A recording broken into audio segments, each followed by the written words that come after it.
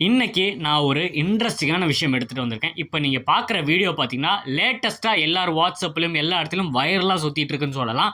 Evening பார்த்தீங்கன்னா, நம்ம தலைவர் தளபதி விஜய் அண்ணன் பார்த்தீங்கன்னா, ஒரு ரிசப்ஷன் ஃபங்ஷன் போயிருக்காங்க. ஸோ அங்க ஆடிட்டோரியம் ஃபுல்லாவே பார்த்தீங்கன்னா, எல்லாம் விஐபிஸ் தான். காரணம் என்னன்னு பார்த்தீங்கன்னா, சிவா புரொடியூசர் அவரோட பொண்ணோட ரிசப்ஷன் ஃபங்ஷன் தான் விஜய் அண்ணன் போயிருக்காரு.